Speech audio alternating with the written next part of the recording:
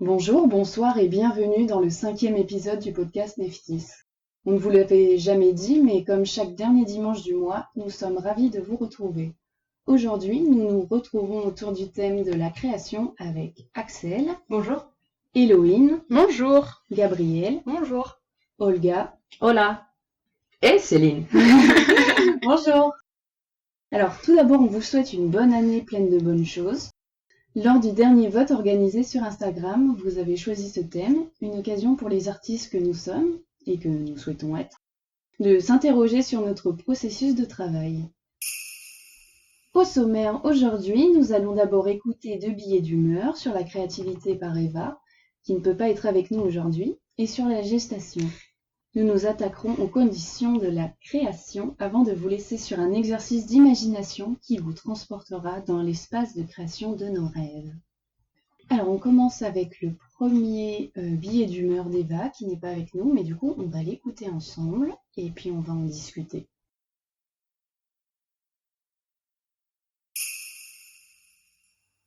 Quand on s'intéresse à la création, un des mots qui vient assez rapidement est celui de créativité. Certaines personnes se considèrent ou sont considérées comme créatives et d'autres non, comme s'il s'agissait de traits innés. Or, la créativité, c'est la capacité à créer des choses, ce dont tout le monde est capable. Bien sûr, notre créativité va s'épanouir davantage dans un ou plusieurs champs en particulier et surtout de manière fluctuante dans le temps. Cette fluctuation, elle a donné naissance à beaucoup d'expressions que tout le monde utilise très communément. Manque d'inspiration, panne d'inspiration, syndrome de la page blanche. En 2 mots, on subirait notre créativité. Elle viendrait, partirait sans trop de raison, sans qu'on puisse la maîtriser, ou en tout cas coexister avec elle. Et quelques élus, les grands artistes, les génies, seraient bénis de créativité et d'inspiration. Moi-même, j'ai pu avoir ce genre de jugement envers moi-même et ma création, ou ce que je trouvais être un manque de création. Et on parle d'inspiration, comme inspirer, ingérer de quoi respirer. Mais si on est inspiré, que les choses nous inspirent, elles nous aspirent et on disparaît? Je préfère me dire qu'on inspire des choses. Toutes ces petites particules de vie invisibles qui gravitent tout autour de nous, qui entrent par nos pores et qui germent comme des petites fleurs à l'intérieur de nous, et qui en ressortent sous de nouvelles formes, ou pas d'ailleurs. Parce que la finalité, elle est peut-être pas dans la création, mais dans l'ouverture qui rend possible la création. Le peintre Henri Matisse a dit « Il y a des fleurs partout pour qui veut bien les voir ». C'est-à-dire être clairvoyant, disponible de tous ses sens et de tous ses ressentis sans filtre. Et surtout ne pas filtrer les réactions créatives que peut provoquer cette inspiration. Que ce soit des sentiments, des mots, des gestes, des photos mal cadrées, des textes mal écrits, des choses soi-disant pas intéressantes. La création, c'est peut-être simplement la décision radicale d'accepter les fluctuations et les non-fluctuations, sans jugement, sans but. Loin des mythes de rentabilité qu'on a calqués sur l'art. Ce que j'aime bien souvent dans les chroniques d'Eva aussi, c'est ça me fait penser à celle qu'elle avait fait la dernière fois où bref, je sais plus quand elle parlait du mythe de l'artiste torturé et tout. Et j'aime bien cette tendance qu'elle a à briser un peu des mythes qu'on a par rapport à l'art. C'est cool. On a des attendus qu'on a des artistes, genre, ouais, on devrait pondre des trucs où il y a un côté un peu productiviste et très, très capitaliste en fait dans la vision de l'artiste. Puis ça revient un peu sur le truc du avoir du talent, je trouve. C'est ça. On le retrouve souvent chez ceux qui font de l'illustration ou du dessin, tu vois, genre tu fais un super beau dessin, c'est en mode ah t'es trop talentueux. Alors que derrière les gens, si tu leur parles vraiment, ils vont te dire bah non gros, j'ai travaillé pendant 5 ans pour réussir à faire ça, c'est pas du talent, c'est du travail en fait. Et même pour la création artistique, c'est pareil. Il y a rien de talent, c'est t'apprends des choses quoi. Ouais. Et t'apprends toujours. Bah c'est comme tous les métiers de toute façon, tu t'improvises pas avocat ou médecin du jour au lendemain. C'est pas inné.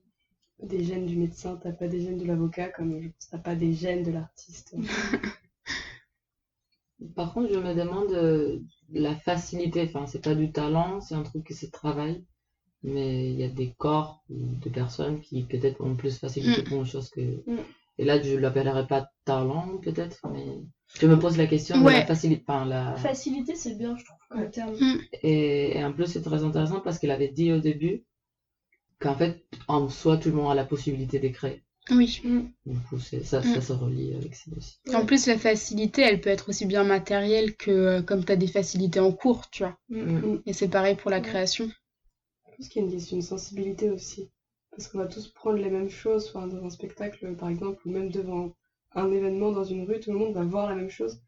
On va pas ressentir les choses de la même manière, on va pas en faire, on va pas en produire quelque chose, des fois on va rien en produire, parce qu'on n'en ressentira pas le besoin, et des fois on va en faire quelque chose de totalement personnel et de totalement. Et je pense que même si on devait mettre 12 artistes face à tel événement, et que il y en aura peut-être déjà 4 sur les 12 qui en feraient quelque chose, et ce serait 4 choses totalement différentes. Ouais, mais c'est ça, c'est que l'inspiration, elle est différente pour tout le monde, et tout le monde n'y voit pas la même chose, quoi. Mais en fait, on l'a écouté vite fait, mais est-ce que ça serait obligatoire d'avoir l'inspiration pour créer? Enfin, là, je me rappelle un peu. Ouais, non, justement, elle a dit que c'était pas forcément ça. Genre, ça peut être dans le Ok. travail aussi. C'est clair. Genre, Ok. enfin, il y a des choses qui sont très concrètes et qui permettent de te créer au final. Je pense qu'il y a aussi la question, par exemple, des contrats de disques, des contrats de livres. Là, on n'est pas. On peut pas attendre d'avoir l'inspiration qui nous tombe sur le coin de la tête, en fait. Enfin, on est Ouais, obligé quand de t'as un le cahier créer. des charges. C'est ça. Même justement, ce qu'elle mettait un peu en et là, si j'ai bien compris, c'est le fait que l'inspiration, c'est est-ce que c'est vraiment un truc qui te tombe dessus ou est-ce que c'est toi qui vas la puiser? Je pense que non. Je pense que ça peut tomber dans plein de choses différentes. Parce que genre, un truc tout bête, mais moi, des fois, je rêve. Et quand je m'en souviens, je me dis, ah putain, ça, c'est trop bien, je vais pouvoir en faire un truc. Et là, le rêve, pour moi, il m'est un peu tombé dessus, tu vois. Ouais. Alors que par exemple, ouais, genre juste, je vais voir des trucs quotidiennement à la télé sur tous les événements et je me dis, oh putain, ça me fait chier, j'ai envie de créer un truc là-dessus. Et là, il y aura un travail, en fait. Donc je pense que ça peut arriver des deux. Mais je pense qu'il y a quand même plus souvent de travail que, t'as ton idée toute faite. Après, je connais quelqu'un qui aurait tendance à penser que tu t'assois à table et l'inspiration te tombe dessus. Enfin, d'attendre que les choses viennent. Et c'est toujours très compliqué, enfin, ça vient pas à tous les coups. Ouais, je pense qu'il y a aussi quand même, faut venir la chercher. Genre, c'est con, mais quand t'es un auteur, tu lis beaucoup, quand tu fais du théâtre, tu vas beaucoup au théâtre. On peut passer à la petite chronique d'Axel. Ça part de rien, ou plutôt du tout qui t'entoure. Quelque chose que tu vois, sens, perçois, que tu entends. Ça prévient pas, ça te tombe sur la gueule comme un coup de foudre, pas prévu, intense. Parfois, c'est insaisissable, et tu le laisses t'échapper sans vraiment essayer de le saisir. Un pollen qui vole au loin. Parfois, tu le saisis, tu le soupèses et tu te dis pourquoi pas. Tu commences à t'imaginer le truc, ça bruise dans ta tête, tu te surprends à imaginer des trucs fous, des projets comme dans un rêve. Parfois, le temps voit l'idée se déliter. Quelques semaines, quelques mois, et le truc ne te colle plus à la peau, ne s'accroche plus à tes rêves. Tu réalises un moment que ça fait longtemps que tu n'y as pas pensé. Puis tu essaies de reconstruire tout ça dans ta tête, mais ça ne marche plus, ça n'a plus le même goût, c'est devenu fade. Alors tu le laisses de côté. Ça n'est pas grave, d'autres viendront, en temps et en heure. Mais parfois, ça ne te lâche plus, tu y penses à chaque instant. Ce que tu vois, sens, perçois, entends, vient nourrir cette nouvelle passion, lui donner de nouveaux attributs, partir dans le sens prévu ou non, mais ça te fait vibrer. Alors tu commences à en parler autour de toi. Et à un moment, les choses s'alignent. Tu as les moyens de donner naissance à quelque chose de concret, à donner vie à tes idées, à tes rêves. Alors tu t'accroches encore plus et tu bosses et le truc devient une passion qui te dévore ton temps, ton énergie. Tu n'es plus seul, mais l'ampleur que ça prend manque parfois de te détruire. Tu as envie de tout envoyer balader, tu n'en es pas capable, mais ça revient toujours, ça trottine dans ta tête. La création devient gestation. Au rêve s'accrochent des barbarismes que tu as peur de voir le dénaturer, mais tu les gères. Production, dossier, entretien, financement, l'ancrage dans le réel passe par le besoin de coller à ce que l'on attend de toi, La lassitude peut venir, mais création, production, socialisation, le barbarisme est passé et ça passe dans les filets administratifs. L'engouement se fait et tu n'es plus seul à rêver. Au début, ça fait bizarre de partager tout ça. L'isolation s'étiole et d'autres s'en emparent. Tu aimerais bien garder ce truc pour toi toute seule, mais tu ne le peux pas, tu ne peux plus. Alors tu laisses faire, mais tu gardes tes envies. Tu essaies de les partager et parfois ça marche et parfois non, mais tu es engagé dans le processus. La roue est lancée et rien ne semble pouvoir l'arrêter sauf ton stop impérieux, mais il ne viendra pas. Tu es lié corps et âme à ce truc, alors tu iras jusqu'au bout. C'est trop tard pour faire marche arrière, alors go, go, go. Et puis, sans que tu aies vraiment saisi, on y est. Le temps a passé, et te voilà à 1 centimètre de la fin du chemin. Tu voudrais tout arrêter. Est-ce que tu as vraiment bien fait? Est-ce que c'est réellement une bonne idée? Et puis après tout, ça ne pourrait pas plaire. Être mauvais, on pourrait torpiller tes rêves et te prouver que tu n'en es pas capable, que ça n'en valait pas la peine. Et puis, mais tu y es. C'est là, et maintenant. Vient l'instant de la naissance de ton truc face au public. Tu as donné le jour à ta forme d'art. Tu as mis au monde un moment particulier. Il ne t'appartient plus vraiment, même s'il est de toi.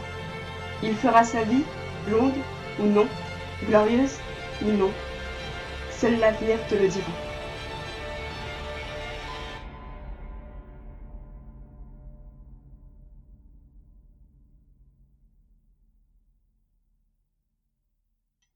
Du coup, je me suis complètement contredit parce que quand j'entends ça prévient pas, ça te tombe sur la gueule comme un coup de foudre, bah, c'est exactement ce que j'ai dit que ça se passait pas toujours comme ça.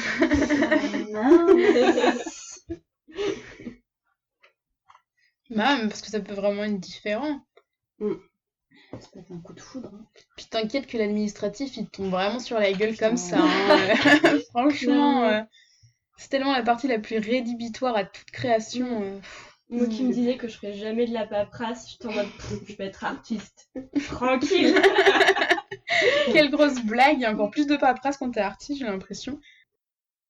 Mais en tout cas, moi j'aime bien l'idée de voir ça comme vraiment la gestation. C'est vraiment le bébé que tu craches. Ouais. Et puis ça y est, il est dans la vie, et puis il fait ce qu'il veut, enfin ce qu'il peut. Ouais. Genre l'idée qu'au bout d'un moment, même si c'est toi qui l'as créé, il t'appartient plus. Ça fait Genre, peur. Ouais. Ça fait peur, mais en même temps, t'as pas le choix et c'est pour ça que t'es là, tu vois. C'est ça. Ouais, puis quand tu mets en scène un spectacle en plus, c'est vraiment ça fois 1000, je trouve, parce que genre t'as zéro prise sur ce qui va se dérouler et chaque représentation c'est une remise en danger du truc. Bah déjà tu lâches prise quand tu présentes aux acteurs du projet, puis tu lâches à nouveau prise quand tu présentes aux administrateurs, aux programmateurs, etc. Et tu lâches une dernière fois prise quand tu lâches au public et à la presse, et là, ils en font ce qu'ils veulent. Enfin, on en fait ce qu'on veut au niveau de l'interprétation, on en fait ce qu'on veut au niveau de la programmation, puis après on en fait ce qu'on veut au niveau de l'interprétation littérale cette fois-ci. Enfin, qu'est-ce qu'on en ressort? C'est un peu bête, mais en espagnol, j'écris pas mal et plein de gens m'ont un peu conseillé de publier quelques trucs, enfin des profs, des gens qui j'ai donné à lire, etc. Mais pas trop de monde. Et en fait, je publie pas. Justement, je pense que je suis en train de découvrir qu'en fait, c'est pas vouloir que ça ne m'appartient plus. Alors qu'on me dit, mais publie ça. Mais c'est ce que tu viens de dire, de juste lâcher. Et ça ne t'appartient plus. Et pour moi, c'est hyper émotionnel, genre tous mes cahiers et tout. Puis même, c'est que quand tu fais une création, moi je trouve que c'est un truc tu t'y attaches vraiment. Enfin, genre là pour les PFE qu'on doit faire, des fois, genre même la cabane, je vais y penser tous les jours, plusieurs fois par jour. Des fois, je vais y penser avant de m'endormir, tu vois. Des fois, genre, j'ai l'impression d'être amoureuse en fait, mais non, c'est mon PFE, tu vois. Mais ouais, des fois, ça prend vraiment toute la vie, toutes les pensées. Genre quand je suis à la caisse et que je passe les articles, des fois, je pense à des petites performances que je pourrais faire dans mon spectacle, tu vois. Genre vraiment, en vrai, genre. Et le rythme que t'as pris aussi pour le texte, il est incroyable parce que je trouve que ça fait vraiment le chemin de pensée qui revient, qui est tout le temps là et bam, bam, bam. À chaque nouveau truc, il y a un truc qui se rajoute après. C'est ça, il n'y a pas de pause en fait. T'as l'impression que tu vas pouvoir souffler parce que t'as passé une étape, mais non. Ouais. Surtout que, tu sais, une fois que le projet il est là, il est fini, il est fait et tout, genre c'est un peu une petite page de ta vie, un petit bout de toi qui s'en va et tout, et genre t'as trop un peu un deuil à faire aussi. Ou alors t'as déjà d'autres projets qui sont en cours et du coup t'as même pas le temps de t'attarder. C'est vrai qu'il y a un deuil de fin de création, c'est trop triste. Un ancien toi. Un ancien toi qui n'a pas fait cette chose et tu te retrouves face à un nouveau toi qui a fait cette chose et du coup cet ancien toi il meurt en quelque sorte. Puis tu donnes tellement dans une création que c'est vraiment un bout de toi que tu lâches après, je trouve. Puis cette phrase à la fin, genre une fois que c'est fini, que t'as plus de représentation, surtout encore à notre niveau où on fait 2 représentations, 3 et c'est terminé. Genre, et maintenant. Ouais. Et ça aussi, c'est Parce encore qu'il faut plus flippant. repartir du début et Oui. repasser par toute l'énergie que ça m'a pris. Mais là, je rentre un peu, désolée, mais je rentre un peu en contradiction avec tout ce qu'on vient de dire par Il faut. Il faut, rapport mais- à le truc d'Eva, parce que, en fait, c'est, peut-être on l'a déjà parlé, mais c'est rentrer aussi dans la production, rentrer dans la chaîne dans l'usine, quoi. Enfin, faire de l'art, l'usine aussi, parce que, ok, comme t'as dit, t'as fini le spectacle, tu l'as déjà présenté. Et bah, maintenant, il faut passer encore toutes les étapes pour une nouvelle chose, parce qu'il faut présenter. Et du coup, enfin, la contradiction que ça me pose, c'est que des fois, bon, je sais pas si c'est une contradiction, mais j'aimerais que ça soit aussi à mon rythme. Oui. Et pas parce que je dois vivre de ça. Ou... Ouais. Après, ça, c'est toujours la question de faire de l'art pour amour à l'art ou faire de l'art pour vivre de ça. Mais oui, je sais pas, enfin, pour par rapport à l'inspiration et tout ça, et laisser que ça tombe ou que ça sort, c'est m'adapter à l'administration et à la production et à l'argent et tout ça, ça me bloque ce qu'aurait été une meilleure création pour moi, je pense. Ça le bloque, ça le mutile, quoi. Mais au final, le côté matériel, entre guillemets, revient quand même souvent pour ce genre de choses-là. Ça aussi, c'est qu'on est forcé à produire en soi. C'est un peu un cercle vicieux parce que Ouais. si tu veux vraiment faire quelque chose et ne pas avoir à gérer la paperasse ou avoir quelqu'un qui s'occupe de ton administration et pendant que toi tu te concentres sur ton art, et ben il faut qu'au préalable T'es là-dedans. t'es dans la chaîne de production, donc que tu te sois, à moins d'être déjà avec des moyens financiers, et tant mieux. Mais il faut avoir baigné quand même dans ce milieu et du coup ça peut être décourageant aussi. Hein.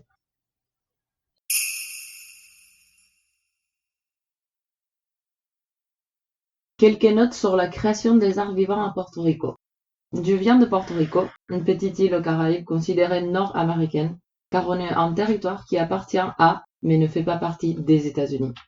Un État non incorporé, selon la Constitution. C'est un territoire dont le gouvernement interne élimine progressivement ou ne fournit pas du tout des espaces adéquats et accessibles, des réseaux culturels durables, on va y arriver, ou de fonds pour la culture et les arts, en particulier pour les arts vivants. Autrement dit, le soutien des institutions publiques à la création artistique fait défaut. Et gros défaut d'ailleurs. À propos de la conversation qu'on a eue autour du fait que la création n'est pas un acte d'inspiration, muse et magie faisable facilement, en autonomie et avec du génie n'importe où ou sur quelles conditions, j'aimerais rebondir sur le fait que pour les arts vivants, c'est encore plus galère que pour les autres types d'art, sans mépriser la galère qu'ils ont. Ceci est vrai pour plein des endroits au monde, mais je reste sur l'exemple de Porto Rico. Comme Gabi a bien commenté dans notre dernière réunion sur la création, si un peintre ou une sculpteuse ont les matos et l'espace, même si c'est un petit atelier chez soi, dans la plupart des cas, on va pouvoir se débrouiller. On pense, non? Mais bien s'il y a besoin des autres choses comme le temps, l'énergie, la morale, etc. Avec la danse, le théâtre et la performance, c'est totalement différent car on a besoin de l'espace et des corps et d'avoir juste les moyens hors la maison. Les artistes et les projets culturels à Porto Rico se trouvent en majorité dans un contexte de précarité et d'autogestion. La majorité des artistes sont interdisciplinaires, actifs dans le champ artistique et aussi à l'extérieur, car elles sont très souvent conduits à gagner leur vie avec des emplois alimentaires, comme serveurs, comme serveuses, guides touristiques, etc. Il n'y a pas l'équivalent à l'intermittence de spectacle. Donc même pour les artistes mieux formés ou plus expérimentés, rien le fait qu'avoir un garde-robe, un lieu de création, un atelier de répétition, un lieu de présentation, des ressources pour nourrir le processus de création, les frais des transports, le matériel audiovisuel, des supports de communication, etc. Rien que ça, bah, c'est déjà presque introuvable, au moins que ce soit des compagnies qui sont beaucoup d'argent. Du coup, genre 3 dans l'île. Soit il y a des petites opportunités que les États-Unis, c'est-à-dire le gouvernement fédéral, va donner, mais nous on est assujettis, on est sujet aux conditions qu'ils proposent, et la plupart du temps il faut bouger hors l'île. Les artistes qui quittent l'île, en fait, à Porto Rico on appelle ça depuis les années 90 à peu près la fuite du talent. C'est-à-dire que la plupart du temps ça va être de l'argent privé ou de l'argent des institutions états-uniennes, et franchement, bah, je pense que c'est à notre gouvernement interne de fournir ça pour nous, en fait, parce que ça n'a aucun sens. Je suis cofondatrice d'un collectif interdisciplinaire qu'on a fondé en 2017. Il s'appelle Colectivo Entrecejo. Et en fait, soit on récupérait des donations, soit on gérait avec la poubelle, avec des matos récupérés par terre, etc. Et en fait, on faisait beaucoup de répétitions dans l'air libre, dans la rue, etc. Et de temps en temps, il y avait des collectifs qui savaient déjà débrouiller d'une façon ou d'une autre pour avoir un petit espace. Et du coup, ils nous cédaient un peu la place pour répéter dans leur petit atelier ou des maisons culturelles, des petites maisons culturelles, mais que la plupart du temps, elles sont autofinancées. Là, j'ai eu aussi l'expérience dans le collectif d'avoir de voir la solidarité aussi entre les artistes, de dire on est des collectifs ou même si on est des artistes indépendants, on a la solidarité parce que nous on a un sol en bois pour pas te casser la genou quand tu danses. Et du coup on essaie de caler des horaires qui peuvent bénéficier la communauté artistique, quoi. À un moment donné, j'avais parlé du fait que déjà l'université publique de Lille, la plus connue et la plus importante, la plus renommée, etc., il y avait pas de formation de danse, il y avait juste une petite formation de théâtre.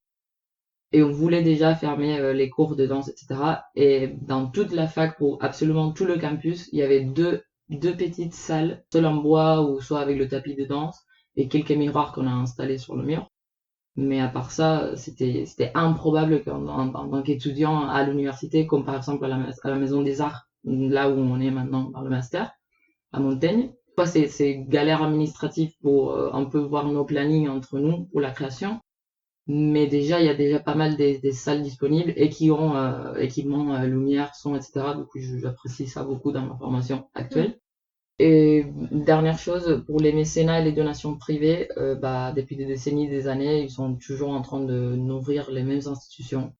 Du coup, c'est totalement inaccessible à la plupart de la population.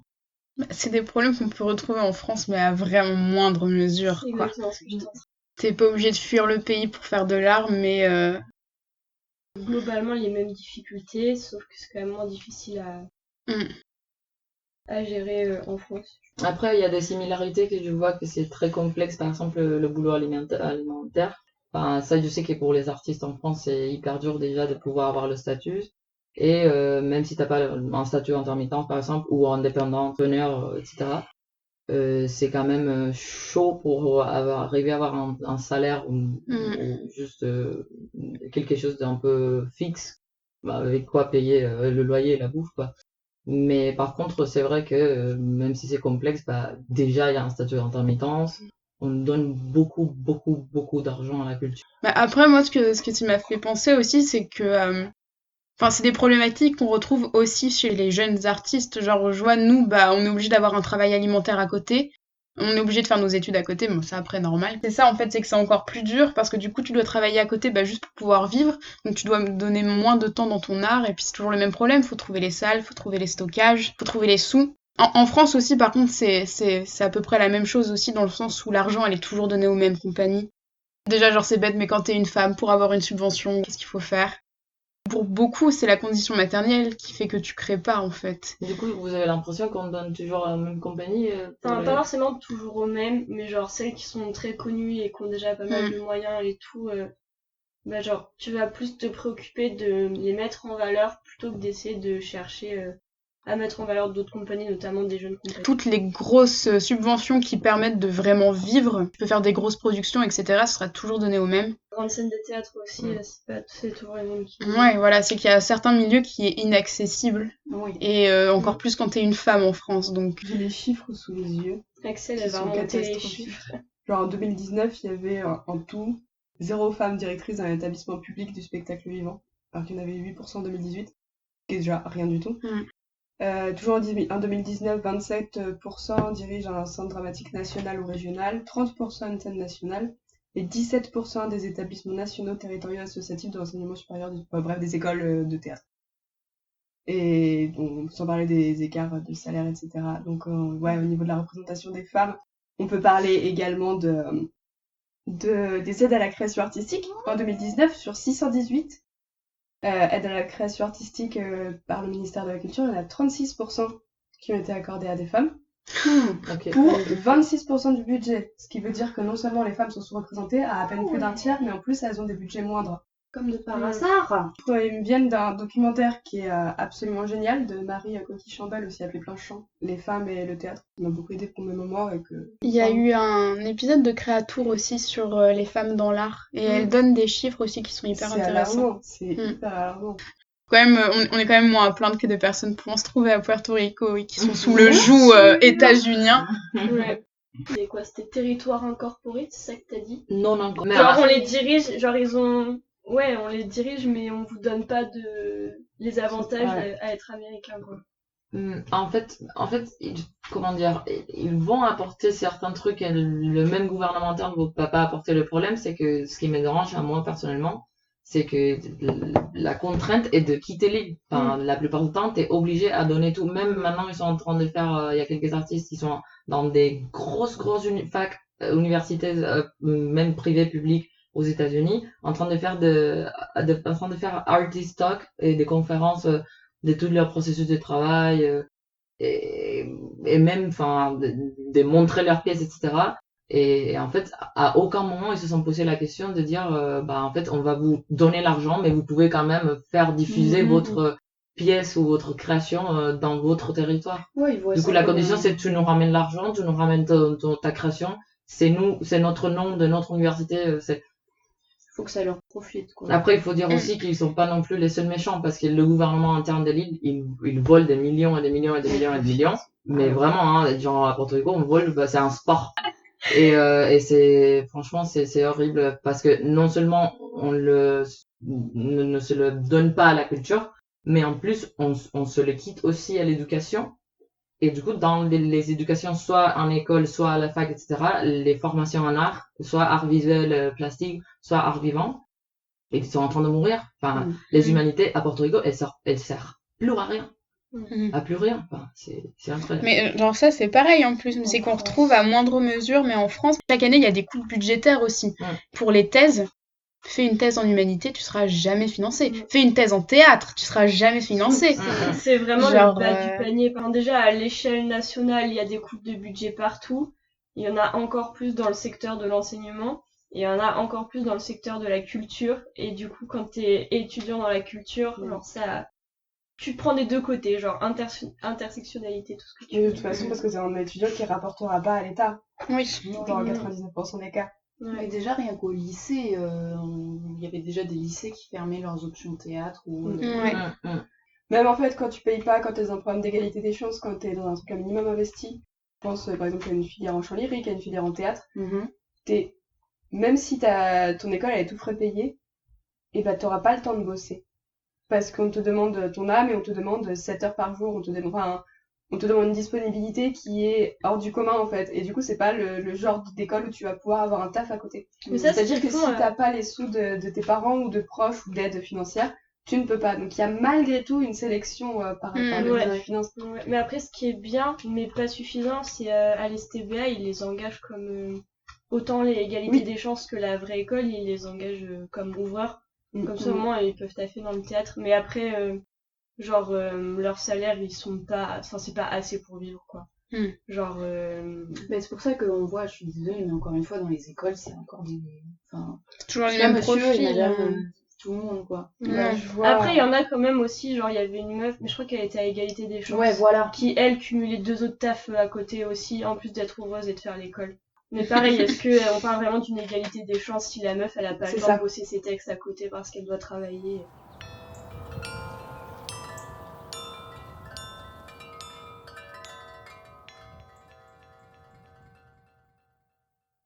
Cette émission vous est offerte par la compagnie Neftis, avec la participation de Céline Gare, Eva Goudard, Axel Blondel, Eloïne Velaine, Gabriel Decourmeza et Olga Pérez Sanchez. Merci pour votre écoute et en attendant le prochain épisode, retrouvez-nous sur les réseaux sociaux pour suivre nos activités. En partenariat avec la compagnie d'Irapso, nous organisons du 2 au 4 juillet 2021 en Vendée, au cœur des marais, le festival Ribambelle. Nous sommes à la recherche d'artistes plastiques, musiciens, musiciennes, projets théâtraux, etc. Retrouvez toutes les informations en barre de description.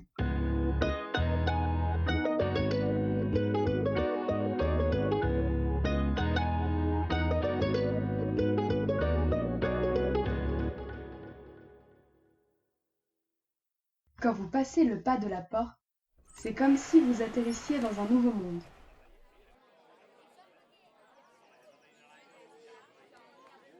Un monde lumineux, coloré, un monde magique. L'ambiance semble suspendue. Les couloirs partent de ce hall haut de plafond dans un dédale arachnéen.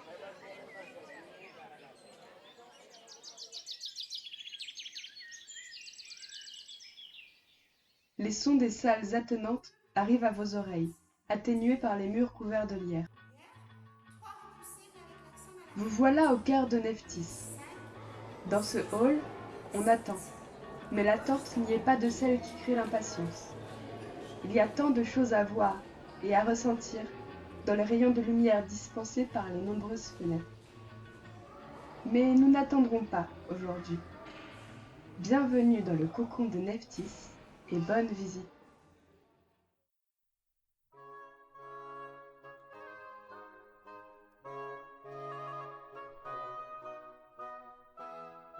Il y a une pièce qui me tient à cœur, c'est le salon. Pas le séjour, mais vraiment le salon, comme les salons du XVIIIe siècle.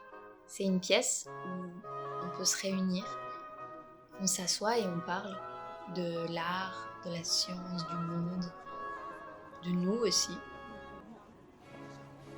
C'est une pièce qui est pas très grande, mais il y a toujours la place pour réunir toutes les personnes qu'on veut. Et elle a une particularité, c'est qu'il y a une immense baie vitrée en fait, tout un pan du mur qui est que en verre. Et ça donne sur la nature, sur les arbres. Alors quand on est dans cette pièce, on est à l'intérieur et à l'extérieur en même temps. Et le monde dont on parle, il est juste devant nos yeux.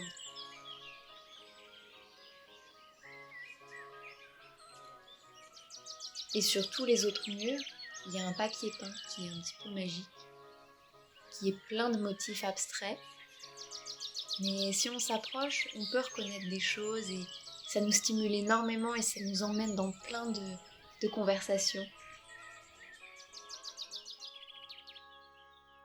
Il n'y a pas beaucoup de meubles dans cette pièce, mais il y a une grande table au centre, autour de laquelle tout le monde peut s'asseoir. Et un autre endroit au sol avec des tapis, des coussins.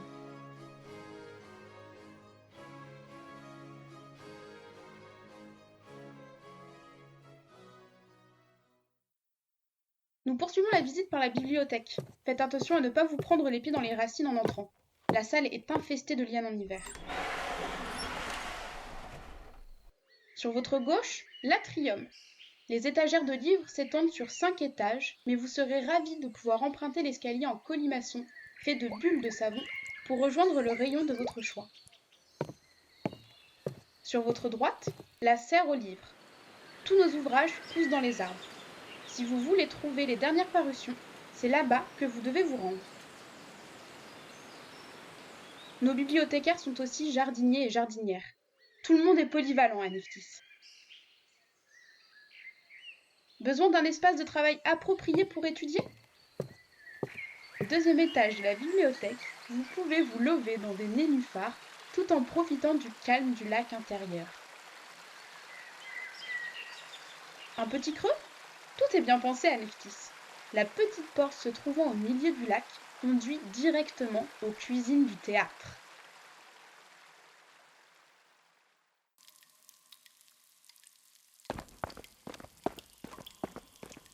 Attention en descendant les marches, ne vous laissez pas impressionner par les créatures marines qui flottent autour de vous. Vous êtes protégé de l'eau du lac par une surface vitrée très résistante qui se poursuit sur tout le plafond de la cuisine et donne une lumière bleutée et ondulée à la pièce.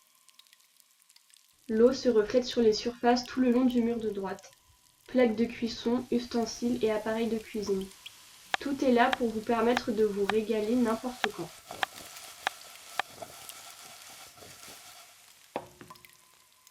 Derrière vous, près de la porte, un distributeur de boissons puise son eau directement dans l'eau du lac, qui est ensuite filtrée et préparée pour vous proposer thé, café, limonade, sirop, cocktail et bien plus encore.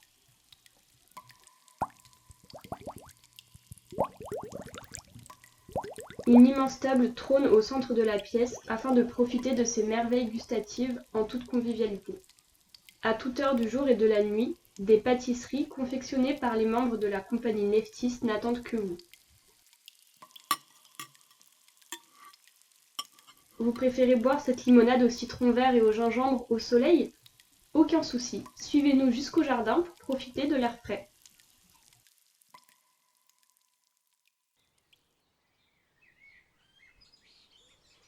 Nous sommes sur une terrasse en bois bien colorée et asymétrique. Nous sommes entourés de toutes les formes, couleurs, textures et motifs imaginables. Parmi nous, des chaises, des tables, rondes, carrées, triangulaires, basses, hautes, longues, courtes, fixes, mobiles à roulettes, des poufs, des coussins, des draps partout. On voit ferrure, métal, bois, plastique, plumes, laine, verre. Si on descend les escaliers, on commence à découvrir des hamacs, des cabanes en haut des arbres à fruits, avec des échelles pour monter et des toboggans pour descendre. Leurs troncs sont habillés en plaid tricoté. Un énorme trampoline à droite et une énorme toile d'araignée à gauche. Le bac à sable est totalement rempli des jeux. En face, une cabane qui contient des costumes, des masques, des miroirs, des tissus, des lampes et des instruments musicaux. Et waouh! Un énorme potager collectif avec toutes sortes d'aliments, des fleurs, des herbes médicinaux. Finalement, caché derrière les arbustes du potager, un camping secret fait de gigantesques sculptures interactives. On y va!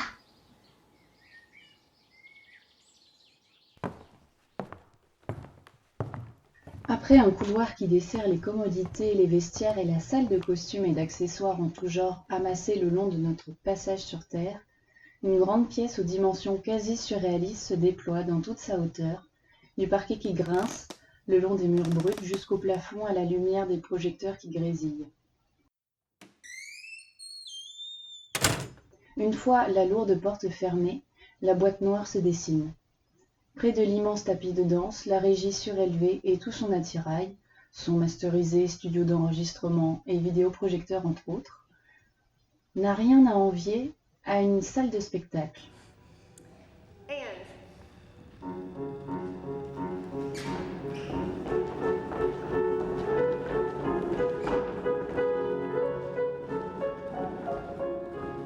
De grands miroirs et un fond de studio allant des tapisseries des années 1970 jusqu'aux paysages de Monet permettent d'expérimenter une multitude d'esthétiques.